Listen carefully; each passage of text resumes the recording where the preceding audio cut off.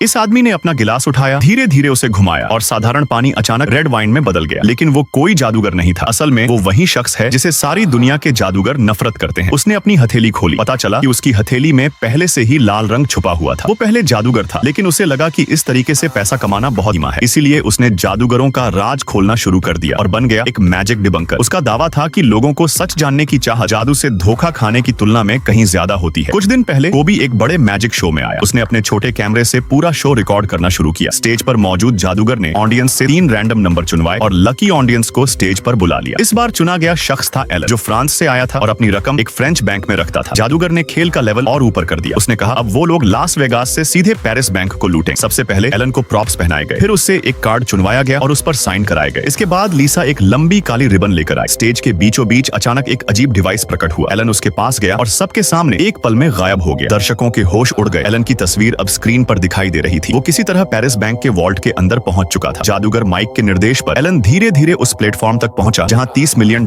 की नकदी रखी थी। उसने वो कार्ड निकाला जिस पर उसका साइन था, उसे शो का टिकट लपेटकर पैसों के ढेर की दरार में फेंक दिया। उसी वक्त पेरिस बैंक के गार्ड और मैनेजर वॉल्ट की जांच करने पहुंचे। तभी वहां कुछ अजीब हुआ। वॉल्ट की जमीन से नोट उठकर तेजी से छत की वेंटिलेशन पाइप में खींचने लगे। पैसे पाइपों से तेज रफ्तार में बहकर सीधे लास वेगास शो में पहुंच गए। बैंक स्टाफ जब वॉल्ट तक पहुंचा तो वहां न एलन था न पैसे, बस वही कार्ड और टिकट पड़े थे। उधर लास वेगास के शो में नोट हवा में उड़ रहे थे और लोग पागल होकर तालियां बजा रहे थे। इतना बड़ा बैंक डकैती जैसा जादू इंटरनेशनल FBI का ध्यान खींचना ही था। पुलिस ने चारों जादूगरों को गिरफ्तार कर लिया, लेकिन अदालत उन्हें दोषी साबित नहीं कर सकी, क्योंकि उस रात के दसियों हजार दर्शक गवाही देने को तैयार थे कि जादूगर पूरे समय स्टेज पर थे। अगर उन्हें सजा दी जाती तो इसका मतलब होता कि जादू सचमुच अस्तित्व में है। नतीजा ये हुआ कि पुलिस के पास सबूतों की कमी के चलते उन्हें छोड़ना पड़ा। असल में ये सबकी सच्चाई बताने वाला कोई और था।